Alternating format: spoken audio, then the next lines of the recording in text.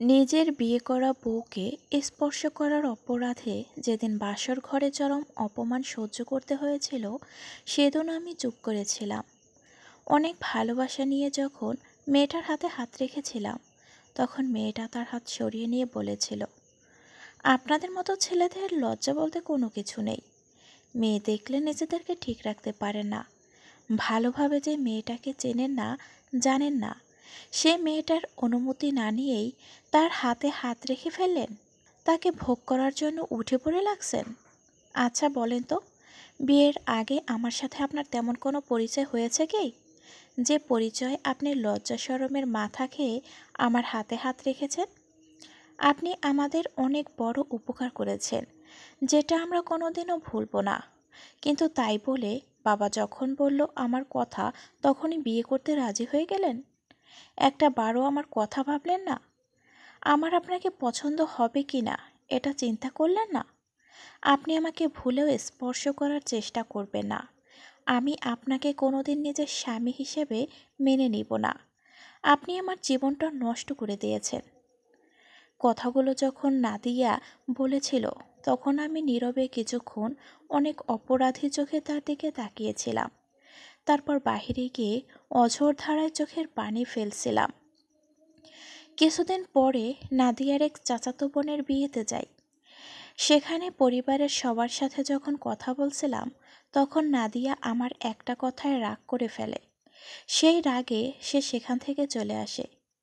সবার অনুরোধে আমি পেছন থেকে নাদিয়াকে আটকানোর জন্য তার হাত ধরে ফেলি।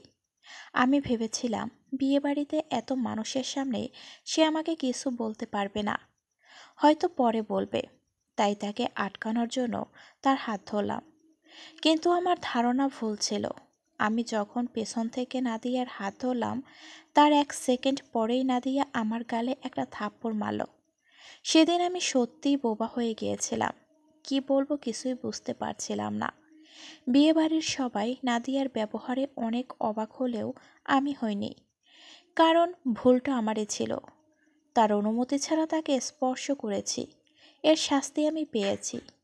লজ্জা ঘৃণায় চুপ করে সেখান থেকে চলে আসি আমি।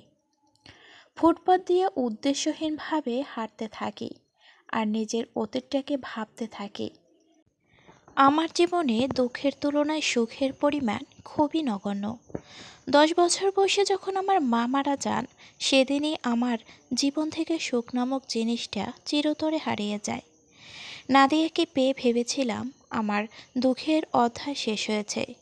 হারিয়ে যাওয়া সুখ আবার আমার জীবনে ফিরে এসেছে। কিন্তু সুখ ফিরে আসেনি, বরং দুঃখগুলো সমুদ্রের জলোচ্ছ্বাসের মতো হানা দিয়েছে। মা মারা যাওয়ার পরের দিনই বাবা বিয়ে করে নিয়ে আসেন। প্রথম প্রথম নতুন মা পেয়ে আমি অনেক খুশি হয়েছিলাম, কিন্তু কিছুদিন পর সে খুশি আর থাকলো না। আমি বুঝতে পারলাম আমার নতুন মা কারোর সাথে সবসময় কথা বলেন। একদিন সাহস করে বাবাকে কথাগুলো বললাম। সেদিন বাবা কিছু বলেনি, শুধু বলেছিল, তুমি এসব নিয়ে চিন্তা করো না, পড়াশোনায় মনোযোগ দাও।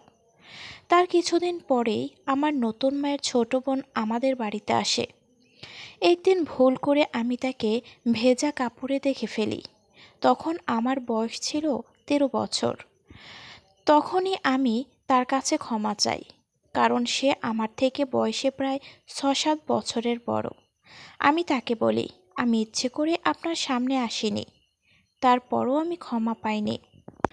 2 দিন পর যখন বাবা বাসায় আসলেন, তখন মা কাঁদতে কাঁদতে বলেছিল, তোমার ছেলে লুকিয়ে লুকিয়ে আমার বোনকে গোসল করা অবস্থায় দেখেছে, আজকে আবার ভেজা কাপড়ে দেখেছে।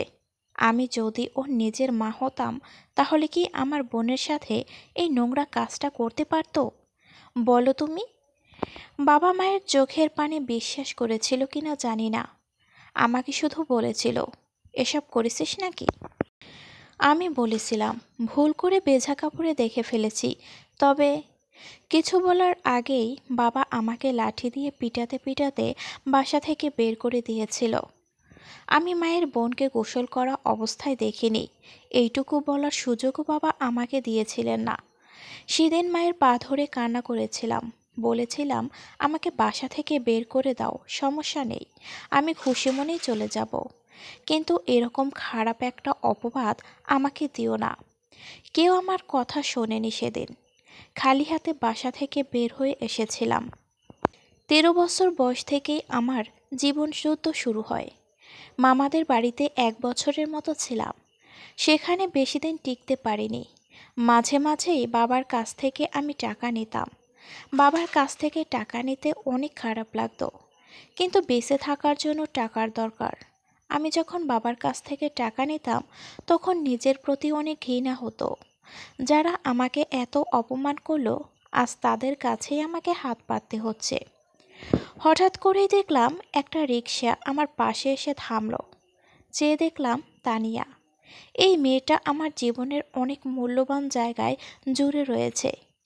ভার্সিটিতে একমাত্র এই মেয়েটার সাথেই আমি মিশতাম, কথা বলতাম। আমার সাথে কেউ মিশতে চাইতো না, কারণ আমার টাকা ছিল না, স্মার্ট ছিলাম না, ছাত্রও ভালো ছিলাম না। সবসময় একা একাই থাকতাম। কিন্তু আমার একাকিত্বটাকে কিছুটা হলেও দূর করেছিল তানিয়া নামের মেয়েটা। আমিনুল, তুমি? রিকশা উঠে এসো। সরি, তোমার বিয়েতে আসতে পারিনি। It's okay. তোমার বউ কোথায়? বাসায়। তোমার বউকে বলো ভালো করে রান্নাবান্না করতে। বলো তোমার আরেকটা বউ আসছে। তানিয়ার কথা শুনে আমি ভয় পেয়ে গেলাম। কি বলবো বুঝতে পারছিলাম না। তাকে নাও বলতে পারবো না, আবার বাসায় নিয়েও যেতে পারবো না। কিছুক্ষণ পর যখন তানিয়া বলল, আজ না, অন্য একদিন আমি আর আমার স্বামী তোমার বাসায় গিয়ে তোমার বউকে দেখে আসবো। আজ তুমি আমার বাসায় যাবে। তখন প্রশান্তের একটা শ্বাস নিলাম, কারণ আমি ভেবেছিলাম তানিয়া হয়তো আমার বাসায় যাবে। তানিয়ার বাসায় গিয়ে কেন জানি খুব খারাপ লাগলো। তবে তানিয়া আর তানিয়ার হাজবেন্ডকে দেখে অনেক ভালো লাগলো, কারণ তারা আমার সামনেই দুজন দুজনের হাত ধরে বসেছিল। এটাই হয়তো স্বামী স্ত্রীর ভালোবাসা। আফসোস, নাদিয়া যদি একটু মায়া নিয়ে কখনো 1 সেকেন্ডের জন্য আমার হাতটা ধরতো, তাহলে হয়তো আমার জীবনের সমস্ত বেদনা আমি ভুলে যেতাম। আজ নাদিয়ার জন্মদিন।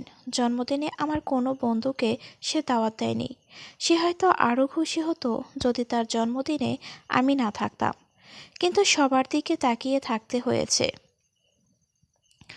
এমন তো হতে পারত নাদিয়া আমাকে পাশে নিয়ে কেক কাটত, আমি তার হাত ধরে তাকে কেক কাটতাম। প্রথম আমাকে সে খাইয়ে দিত, তারপর দুষ্টুমি করে আমি তার নরম গালে একটু ছুঁয়ে দিতাম। কিন্তু এরকম কিছুই হলো না। নাদিয়া তার বান্ধবীদের সাথে নিয়ে কেক কাটছে। সে আমাকে তার পাশে ডাকেনি, আমিও ইচ্ছে করে যাইনি। হঠাৎ করে শুনতে পেলাম নাদিয়া কিছু বলছে। পৃথিবীর সব পুরুষই এক। যখন তারা বউয়ের ভালোবাসা পায় না, তখন তারা অন্য মেয়ের কাছে ভালোবাসা খোঁজে। কোনো কোনো পুরুষ তো আবার বউয়ের সাথে বিছানায় শুতে না পেরে বাহিরের মেয়েদের সাথে রিকশায় চিপাচিপি করে ঘুরে বেড়ায়, আবার তার সাথে তার বাসায়ও যায়। আমি যখন বুঝতে পারলাম কথাগুলো নাদিয়া আমাকে উদ্দেশ্য করে বলছে, তখন আর ঠিক থাকতে পারলাম না। সবার সামনে নাদিয়ার নরম গালে কষে একটা চোর বসিয়ে দিলাম। চর খেয়ে সে মাটিতে পড়ে যায়। তোমার মন মানসিকতা যে এতটা নিচু জানতাম না। না জেনে তুমি একটা মেয়ে সম্পর্কে এত বাজে কথা বলতে পারলে। আসলে তোমার ভিতরটা পচে গেছে। তোমার শুধু বাহিরের দিকটাই সুন্দর, ভিতরে অনেক আবর্জনা জমে গেছে। যদি পারো ভিতরটাকে সুন্দর করো। নাদিয়াকে কথাগুলো বলা একদম ঠিক হয়নি। সে না হয় না বুঝে কিছু কথা বলে ফেলেছে, তাই বলে আমি তার সাথে এত খারাপ ব্যবহার করলাম। জানালায় দাঁড়িয়ে যখন এসব ভাবছিলাম, তখন নিজেকে অপরাধী মনে হচ্ছিল। আমার জন্য তাকে তার বান্ধবীদের সামনে অপমান হতে হলো। তার 20 বছরের জীবনে হয়তো আজকের জন্মদিনটাই সবচেয়ে খারাপভাবে উদযাপন করা হলো। তাকে সবার সামনে অপমানিত হতে হলো, অথচ আজকে এই দিনটা তার জীবনের সর্বশ্রেষ্ঠ জন্মদিন হতে পারত। শহরটা নীরব হয়ে এসেছে, সবাই চলে গিয়েছে, বাড়িটা ফাঁকা হয়ে গেছে। নাদিয়া আমার সাথে কোনো কথাই বলো না। এমনিতেও খুব একটা কথা বলে না সে আমার সাথে। সবসময় দূরে দূরে থাকার চেষ্টা করে। কতদিন আমি অফিস থেকে বাসায় ফিরেছি তার সাথে ডিনার করব বলে, কিন্তু কোনোদিন করা হয়নি। সে আমার জন্য কোনোদিন অপেক্ষা করেনি। কতদিন তার সাথে ব্রেকফাস্ট করব বলে সকালে ঘুম থেকে উঠেছি, কিন্তু সে আমার সাথে খেত না। আমি চলে যাওয়ার আগে সে ঘুম থেকেই উঠত না। আমি যাওয়ার পরে সে সকালের খাবার খেত। বিয়ের পর থেকেই আমরা এক বিছানায় ঘুমালেও আমাদের মাঝখানের দূরত্ব দিন দিন বেড়েই চলেছিল, সেটা হোক বাস্তব জীবনে কিংবা বিছানায়। প্রথম দিকে আমাদের মাঝে শুধু একটা নরম তুলতুলে কোলবালিশের ব্যবধান থাকতো।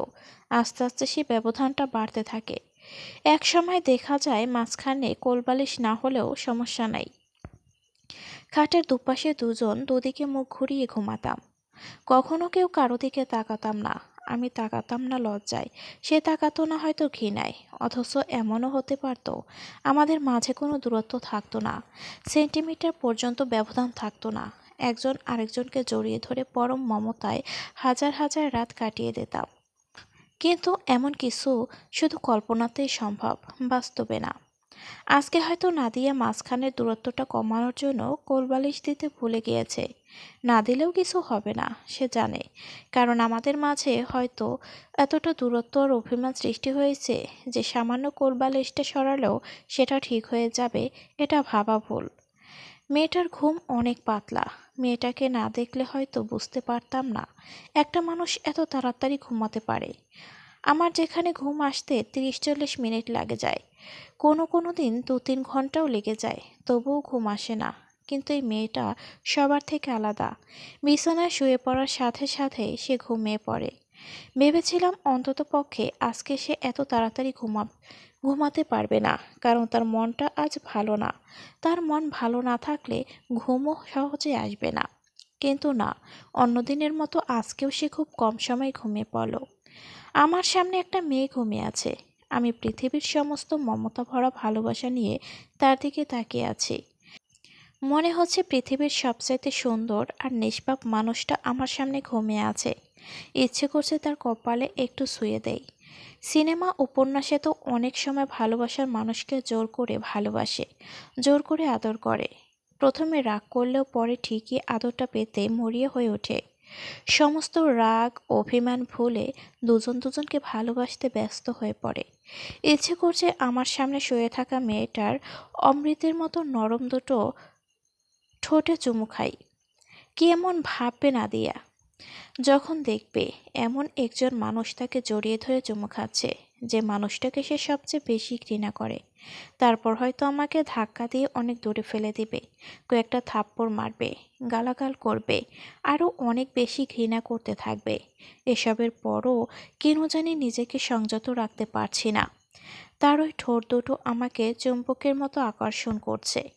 অনেক কষ্টে নিজেকে এসবের থেকে সংযত রাখলাম।